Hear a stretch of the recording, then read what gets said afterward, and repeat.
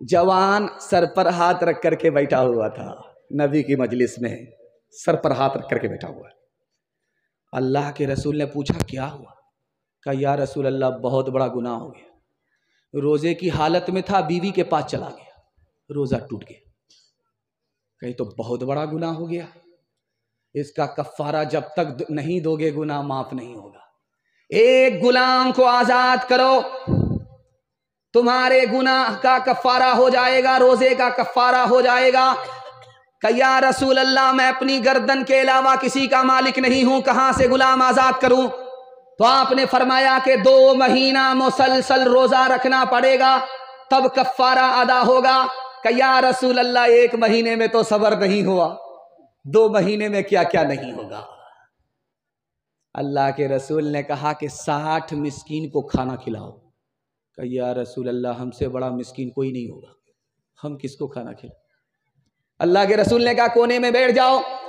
2 टोकरा खजूर के आए, अल्लाह के रसूल ने वो 2 टोकरा खजूर का हवाले किया। तब बाहर जाओ, गरीबों में बांट दो, तुम्हारे गुनाह का कफ्फारा हो जाएगा। हाथ जोड़ करके खड़ा हो गया, या रसूल अल्लाह मुझसे बड़ा गरीब कौन होगा? ले जाओ, टोकरा भी ले जाओ, खजूर भी ले जाओ, सब चाट करके बैठ जाओ। हाथ उठाइए, वादा कीजिए नबी के नाम में घूम जाएंगे। हाथ उठाइए इंशाअल्लाह, नबी के काम में घूम जाएंगे। हाथ उठाइए इंशाअल्लाह, जेल में जाकर के सीधा दाढ़ी रखेंगे। हाथ उठाइए इंशाअल्लाह। खैर माशाअल्लाह, जेल में जाके दाढ़ी, यानी पिंडाल में कम है, ससुराल में ज्यादा है। दुआ का असर आज कमा रहा है, खुशी का मुबारक मकाम आ रहा है। ये कौन इंसान कामिल ज़मीं पर बस इज़्ज़त है तेरा आ रहा है। ये किस ज़ाते बरहक की है आमद आमद, फरिश्तों का पैग़ाम सलाम आ रहा है। गुलामों यतीमों की बिगड़ी बनाने कोई मोनी से खासो आ रहा है। बशारत रसूलों ने दिया के जिसकी वो लेकर खुदा का पैगाम आ रहा है, वो लेकर खुदा का पैगाम आ रहा है। तीसरा पैगाम बड़ी तेजी के साथ आपकी खिदमत में आ रहा, मोहब्बत से आप सुन लें, मुझे भी पता नहीं चला, आपको भी पता नहीं चला। मैं आपको इसमें बताने के लिए जा रहा हूं कि रोजा आदमी 4 वजह से नहीं रखता। ध्यान से सुनिएगा, रमजान की हिफाजत हो जाएगी, रोजे की हिफाजत हो जाएगी। 4 वजह से आदमी रोजा नहीं रखता। पहली वजह, हिम्मत हार करके बैठ गया, 15-15 घंटे का रोजा होगा, मेरे बाप से नहीं होगा। लेकिन दिल पर हाथ रख करके बताइए, सहरी खा करके आप रोजा रखते हैं, पेट में दाना रहता है 8 बजे तक, पेट में पानी रहता है 8 बजे तक, काम धंधे में चले जाते हैं, उसको आप भूख की तरफ ख्याल नहीं गया, पानी और दाने की तरफ ख्याल नहीं गया। काम करके जब वापिस आए तो आपने नहा लिया, पूरा बदन ठंडा हो गया, भूख प्यास की का एहसास नहीं रहा। उसके बाद आप सो गए, सो करके उठे, जोहर का वक्त हो गया, सो करके उठे, असर का वक्त हो गया। अब आपको भूख लग रही है, प्यास लग रही है। दिल पर हाथ रख करके बताइए कितनी देर का रोजा है? अल्लाह के बंदे हिम्मत करके दिखाओ, रोजा रखना आसान है। दूसरी वजह आदमी रोजा क्यों नहीं रखता?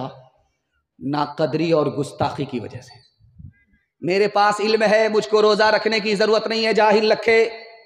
मेरे घर में दाना पानी है, जिसके घर में दाना पानी नहीं वो रोजा रखे। रोजे की हालत में भूखा मुझसे मरा नहीं जाता। ये जुमला एटम बम है, बारूद है, जबान से इधर निकलता है, सीने से उधर ईमान रुखसत हो जाता है। रोजा ना रखना, रखना ये और खतरनाक बात है। उससे ज्यादा खतरनाक बात रोजे की शान में गुस्ताखी है, बेअदबी है। उससे गुनहगार होता है, इससे सीने से ईमान रुखसत हो जाता है। एक तीसरी गलती क्या होती है दिखाने के लिए जा रहा हूं। छोटा बच्चा था, शौक में रोजा रखा, मन में रोजा रखना, मन ने नहीं माना, जी ने नहीं माना, रोजा तोड़ दिया। बच्चे ने रोजा रखा, माँ ने कहा कि बेटा रोजा मत रखो, स्कूल जाना है, बच्चे ने रोजा तोड़ दिया। 14 साल 15 साल के बच्चे ने रोजा रखा, बाप ने कहा कि बेटा रोजा तोड़ दो, ईद के बाद तुम्हारी शादी होने वाली है, गाल पिचक जाएंगे। उसने रोजा तोड़ दिया। अब दिखाता हूं कि कौन गुनहगार है, कौन बेगुनाह है। बच्चा शौक में रोजा रखे, तोड़ दे, न बच्चा गुनहगार न माँ बाप गुनहगार। बच्चे ने शौक में रोजा रखा, माँ बाप ने तोड़वा दिया, बच्चा गुनहगार नहीं होगा, बच्चे की तरफ से माँ बाप गुनहगार होंगे। एक अजीम वजह जहां मुझे पहुंचाना था वहां आप पहुंच गए। रोजा आदमी क्यों नहीं रखता? बहाना बनाता है। कैसे? अभी ये शाबान का महीना चल रहा है, कोई शुगर उगर नहीं है, कोई प्रेशर उर्शर नहीं है। जैसे ही शाबान खत्म होगा, एक दिन बाकी रह गया, एक पोटरी दवाई ले करके टेबल पर रख दिया, गटागट चाय पी रहे हैं, गटागट खाना खा रहे हैं। समधी ने पूछा कि आप रोजा नहीं रखते? तो कहा क्या कीजिएगा, प्रेशर से परेशान है, शुगर से परेशान है, डॉक्टर ने मना किया है। याद रखिए, ये बहाना सबसे चलेगा, जो दिल का हाल जानता है खुदा, उससे कोई बहाना नहीं चलेगा। एक आदमी ने मसला सुना कि जो आंख से चांद देखेगा उस पर रोजा फर्ज हो जाएगा। वो बड़ा समझदार था, बोला कि मैं चांद देखूंगा ही नहीं। सर गाड़ करके चल रहा है, सर उठाता ही नहीं। रात में उसको पेशाब पखाने की हाजत हुई। अपनी हाजत से जैसे ही जंगल में बाहर निकला, आसमान पर चांद था, उसका अक्स पानी में आ रहा था। अब उसको तहारत की हाजत हुई, तो हाजत से फारिग होकर के जैसे ही तालाब के किनारे आया पानी इस्तेमाल करने के लिए, कि चांद नजर आ गया। सर पर हाथ रख करके कहता अस्तगफिरुल्लाह, ये पीछे करते करते यहां तक आ गया। हाथ उठाइए, वादा कीजिए इस साल इलाज करेंगे, अगले साल रोजा रखेंगे। हाथ उठा दीजिए, इंशाल्लाह। दो चार आदमी, खैर माशाल्लाह, जोर का झटका थोड़ा धीरे से लगा है। सहरी की खुशियां देखो, इफ्तार के मजे भी, प्यारा महीना आया, प्यारे ताम लेकर। सहरी की खुशियां देखो, इफ्तार के मजे भी, प्यारा महीना आया, प्यारे ताम लेकर। नीयत सभी की हो ये, नीयत सभी की हो ये, करना है एतकाफ़, चलते रहे नबी जी जिसको दवाम लेकर। रमजान आ रहा है, प्यारे सियाम लेकर। मेहमान आ रहा है, प्यारा क़ियाम लेकर। चौथा पैगाम आपकी खिदमत में।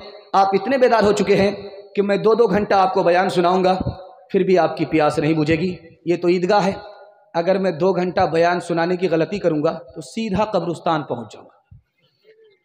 खैर, आप तो बहुत अच्छा सुन रहे हैं। अल्लाह से दुआ करता हूं, अल्लाह हमारे सुनाने को, आपके सुनने को बेहद कबूल फरमाए। इसको ध्यान से सुनिएगा। रमजान का महीना था, किसी मुसलमान का इंतकाल हो गया। इंतकाल मुसलमान का हुआ, लेकिन वो आम मुसलमान नहीं है, बहुत बड़ा पापी है, बहुत बड़ा गुनहगार है। दुनिया का कोई गुनाह उसने नहीं छोड़ा। धरती का बोझ मुसलमान, उसकी किस्मत के वो मुसलमान था, उसका मुकद्दर के रमजान में मरा है। फायदा होगा तो हदीस कहती है डबल डबल फायदा होगा। चाहे कितना ही बड़ा पापी मर जाए, मगर किस्मत से मुसलमान था, मुकद्दर उसका कि रमजान में मरा है। हदीस कहती है कि जहन्नम का दरवाजा बंद है, जन्नत का दरवाजा खुला है। जैसे ही मुसलमान कोई रमजान में मरेगा सीधा जन्नत में पहुंचेगा और रमजान के सदके में अजाबे कब्र भी उठा लिया जाएगा। मरने वाला मुसलमान नहीं था, हम सोचे कि शायद पैसा आ रहा है, लेकिन पैसा तो खत्म हो गया। खैर माशाल्लाह, मरने वाला रमजान में मुसलमान नहीं है, गैर मुस्लिम है। गैर मुस्लिम मरा है, मुशरिक मरा है, शिर्क के साथ मरा है, शिर्क के बगैर नहीं। काफिर मरा है, कुफ्र के साथ मरा है, कुफ्र के बगैर नहीं। मगर किस्मत उसकी कि वो रमजान में मरा है, मुकद्दर उसका कि रमजान में उसकी मौत आई।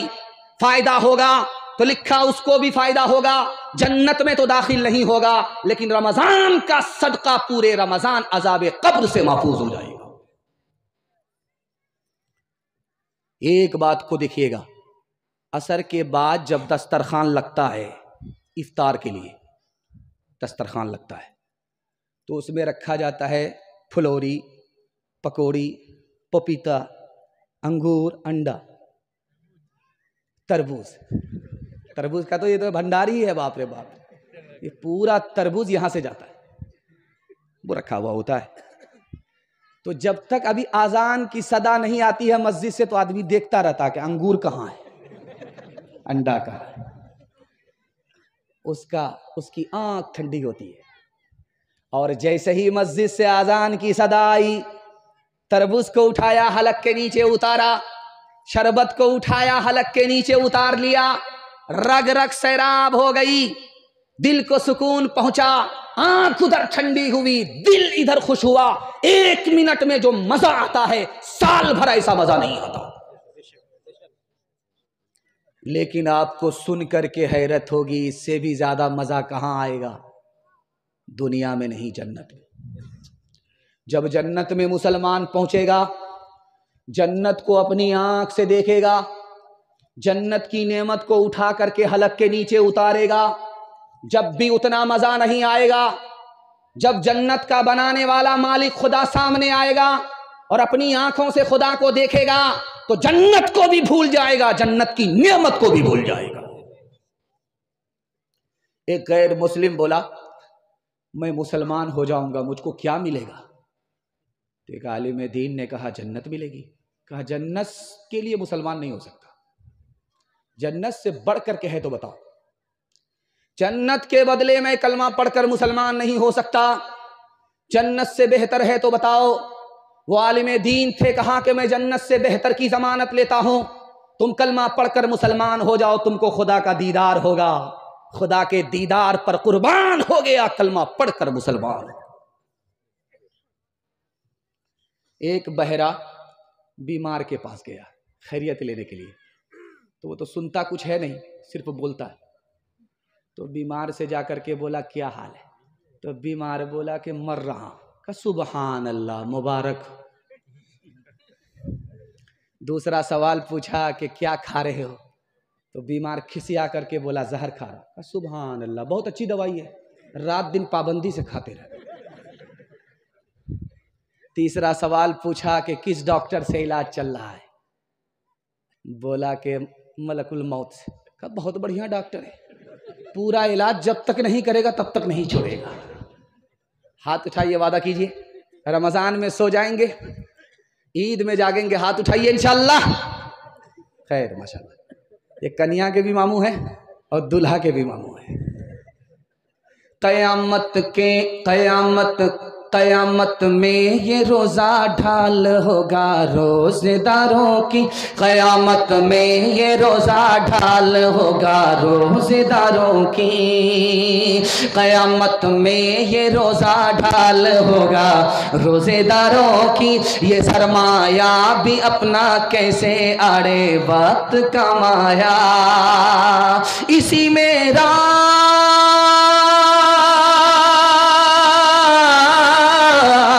इसी में रात एक आई हजारों माह से अफजल, कि जिसमें चश्मे रहमत से बंदों को सलाम आया, कि जिसमें चश्मे रहमत से बंदों को सलाम आया। मैं इतनी दूर से आपकी खिदमत में आया हूँ, आप भी सोच नहीं सकते, अगर आपका जलसा होता तो मैं बोरा में कर ही देता।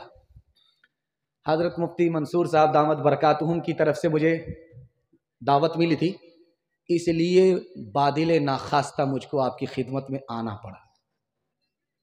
मैं इनके वास्ते दुआ करता, अल्लाह इनकी उम्र में खूब खूब बरकत अता फरमाए, इनका साया तायत कायम फरमाए। आपके जलसे में इतनी दूर से मैं आया हूँ, अगर मुझे 3 मिनट का टाइम मिलता तो ये मैं पैगाम आपको सुना करके जाता।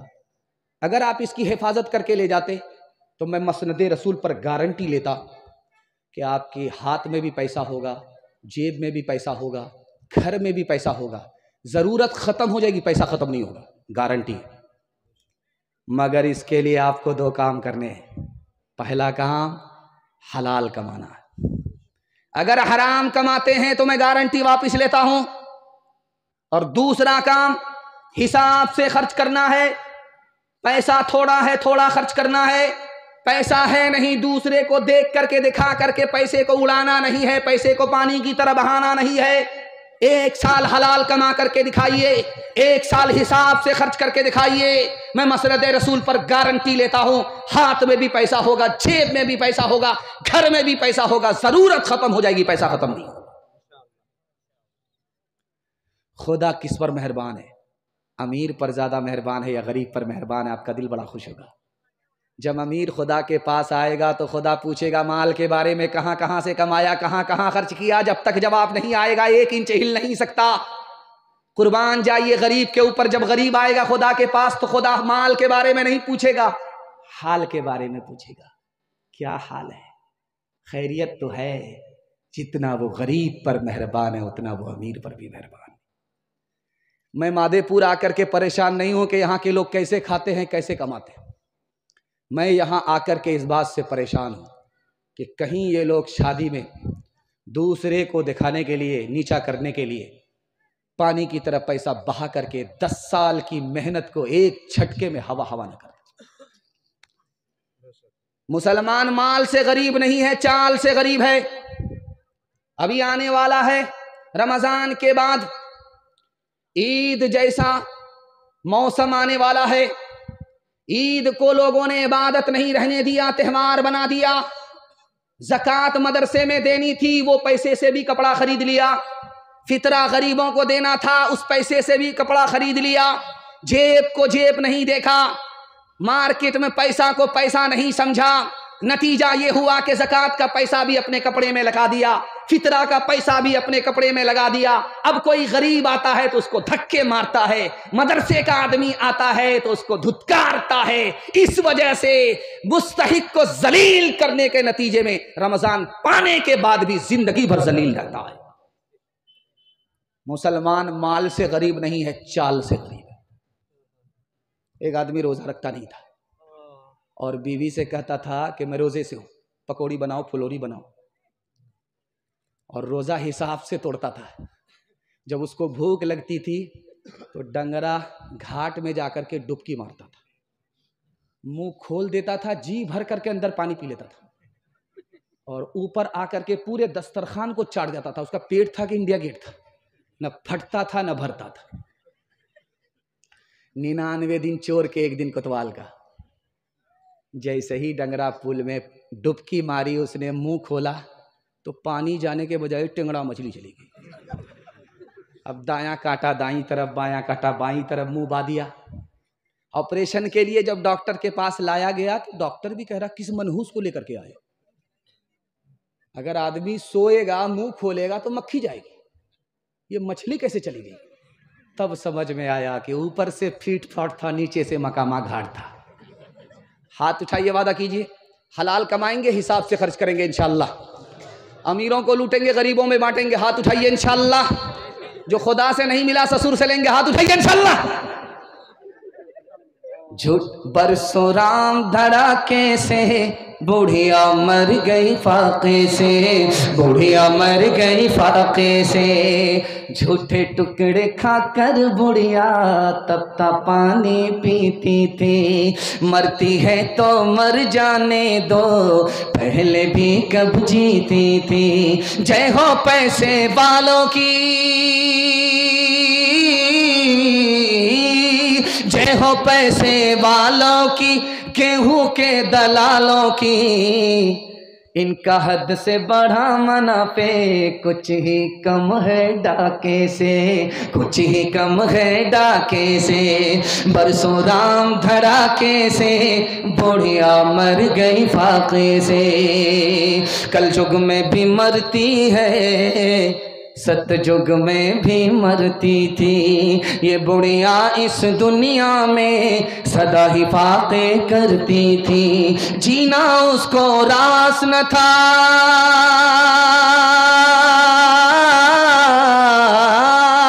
जीना उसको रास न था, पैसा उसके पास न था, उसके घर को देख के लक्ष्मी मुड़ जाती थी नाके से, मुड़ जाती थी नाके से। बरसों राम धड़ाके से, बुढ़िया मर गई फाके से।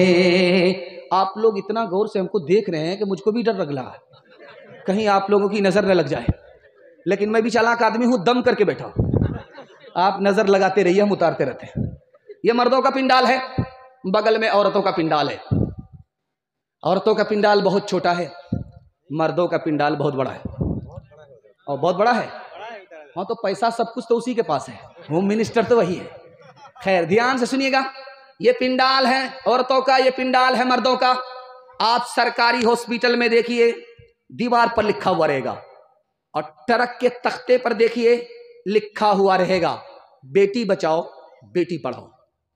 लेकिन आप गौर कीजिएगा कि भाई बेटा बचाओ बेटा पढ़ाओ नहीं है, बेटी बचाओ बेटी पढ़ाओ। इसके पीछे राज क्या है वो मैं आपके सामने रखने के लिए जा रहा हूं।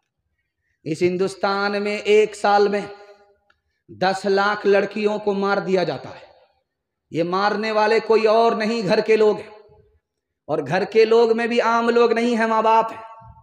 अल्ट्रासाउंड मशीन ने बता दिया कि पेट में बेटा है, आने दो, ई कदर आ कदर, ई कदर आ कदर, ई कदर आ कदर। 1 दर्जन आ गए, ना माँ घबरा रही है ना बाप घबरा रहा, बरकत आ रही है।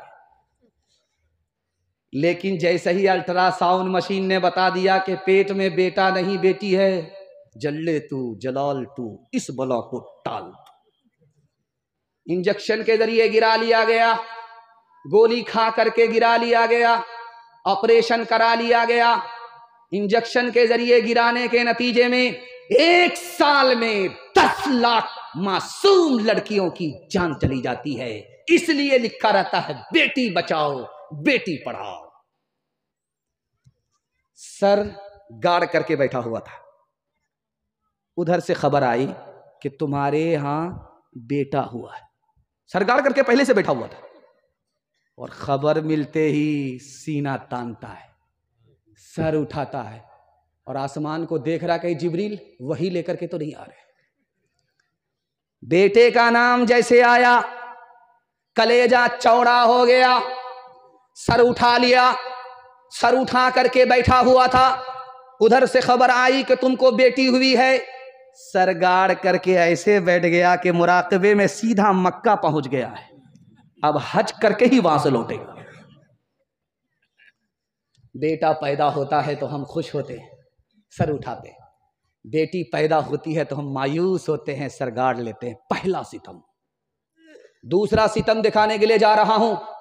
हज में जा रहा है, उम्रे में जा रहा है, बोला करके कान में बेटे से कहा कि बेटा मैं पता नहीं मक्का से जिंदा आऊंगा या जनाजा उठेगा, अकाउंट बैलेंस के मालिक तुम हो, जमीन के मालिक तुम हो, मकान के मालिक तुम हो, सबका मालिक मैंने तुमको बना दिया। बेटी तक को पूछा तक नहीं, बेटी से कोई मशवरा भी नहीं किया।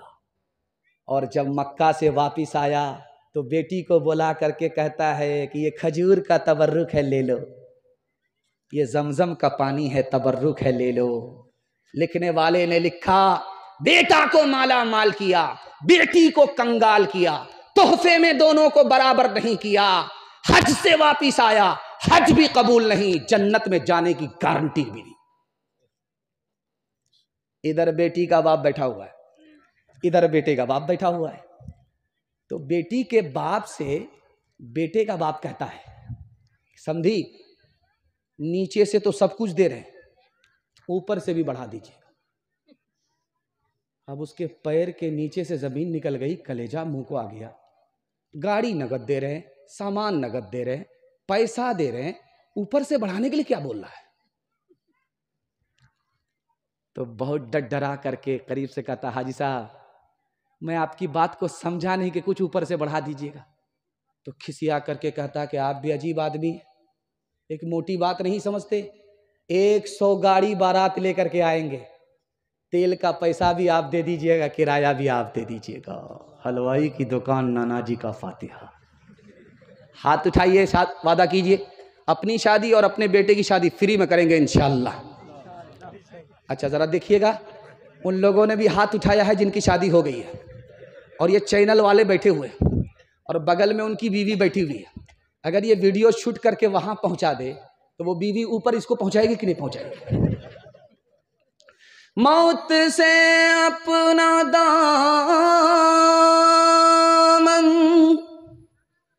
बचाते हैं जो, जिंदगी फिर उन्हें साथी नहीं। जब से उसने सुना एक बहू जल गई, नन्ही बच्ची मेरी मुस्कुराती नहीं। कितना सच है कितना झूठ है, कितना हक है कितनी लूट है, कितना हक है कितनी लूट है। रख सभी का लाज कुछ न बोल, क्या है ये समाज कुछ न बोल, क्या है ये समाज कुछ न बोल।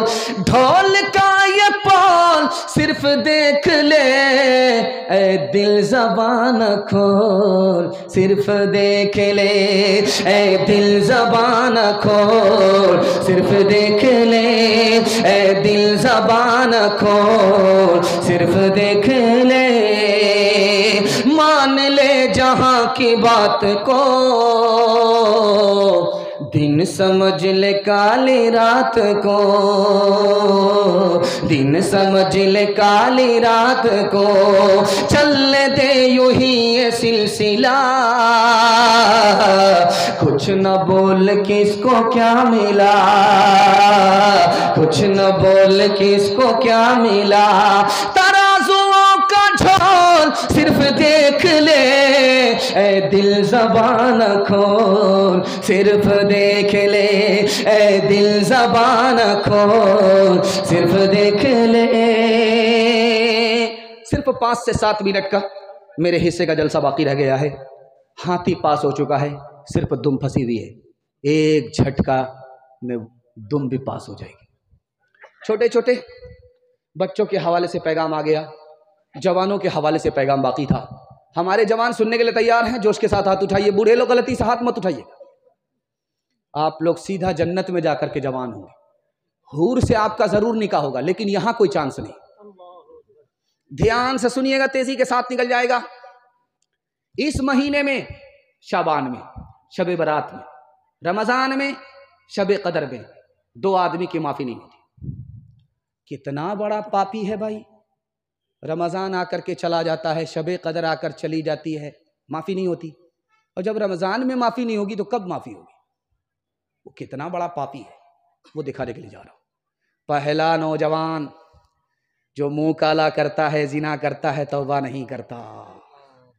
जिस वक्त मुंह काला करता है, जिना करता है, सीने से ईमान निकल करके सर पर आ जाता। और जिस वक्त दारू पीता है, उसके हलक के नीचे दारू जाती है, अंदर से खौफे खुदा निकल जाता। उसकी जबान का कुफ्र सर चढ़ करके बोलता है, ये इतना बड़ा पापी है, रमजान आ गया चला गया मगर इसकी माफी नहीं।